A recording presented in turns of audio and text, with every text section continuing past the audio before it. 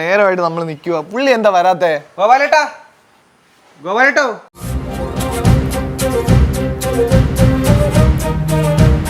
ഒന്ന് വരുവോ? ഒന്ന് നിനക്ക് പോയിട്ടൊന്നും വലിയ കാര്യമൊന്നും ഇല്ലല്ലോ. ഞാൻ പ്രധാനപ്പെട്ട ഒരു കാര്യം കണ്ടോണ്ടിരിക്കുക.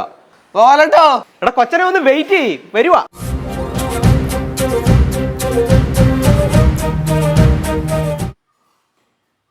എന്തുവാടാ ഇത്ര ധൃതി? നിന്നോടൊക്കെ 12 മണിയാകുമ്പോ വന്നാൽ മതിയെന്നില്ലേ ഞാൻ പറഞ്ഞേ?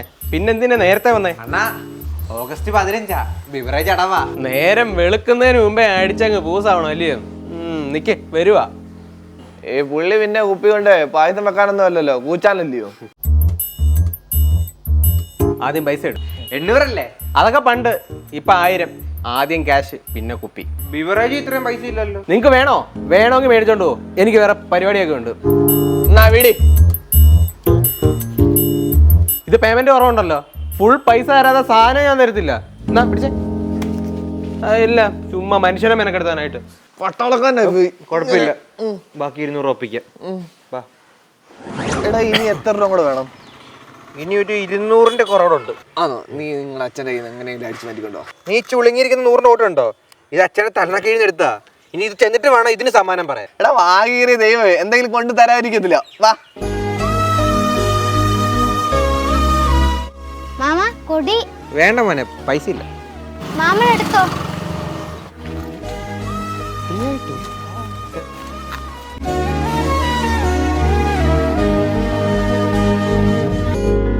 അവൻ എല്ലാവർക്കും ഫ്രീ ആയിട്ട് കൊടുക്കുന്നേ.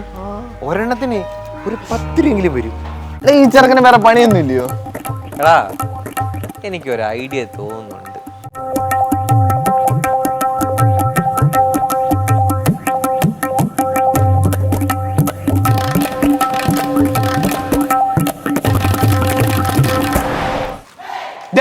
എവിടെ പോവാ?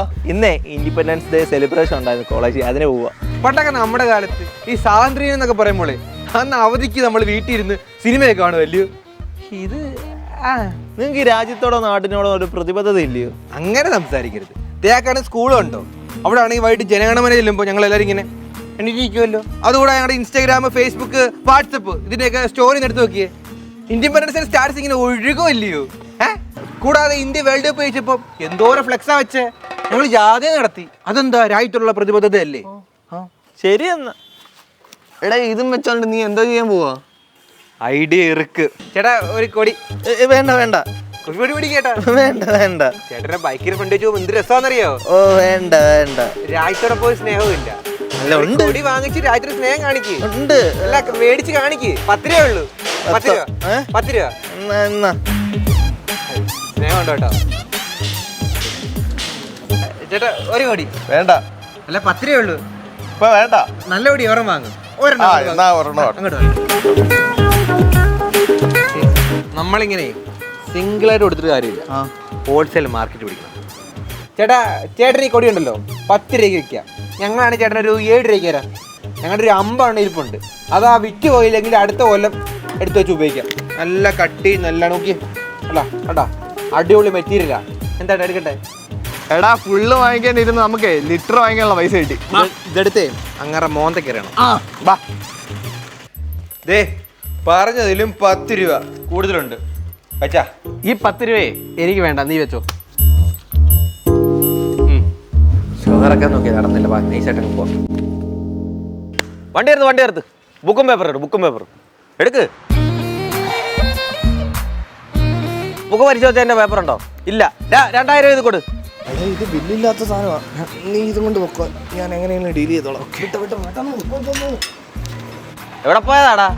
ചുമ്മാ നടക്കാറിയാ സാറേ.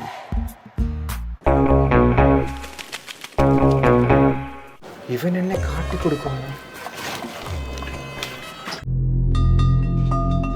എങ്ങനെയും പറഞ്ഞു വിട്ടു.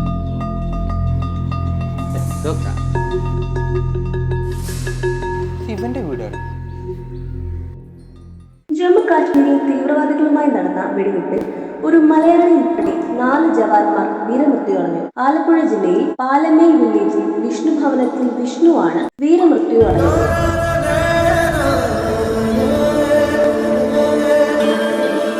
എന്താ പറ്റിയ? ആക്സിഡന്റ്. അങ്ങോട്ട് പോവല്ലേ, ഗ്യാസിലേക്ക് പൊട്ടിത്തെറിക്കുന്നു.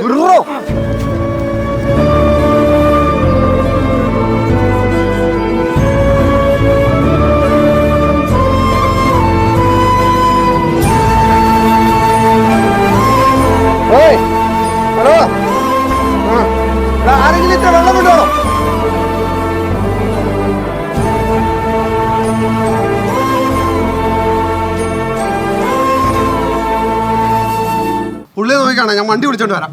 നോക്കണേ. എല്ലാവരും രക്ഷിക്കാൻ പേടിച്ച് നിന്നപ്പോളെ അദ്ദേഹം മാത്രം എന്താടാ എന്നെ രക്ഷിക്കാൻ വന്നേ. ആ പുള്ളിക്കാരനൊരു പട്ടാളക്കാരനാടാ.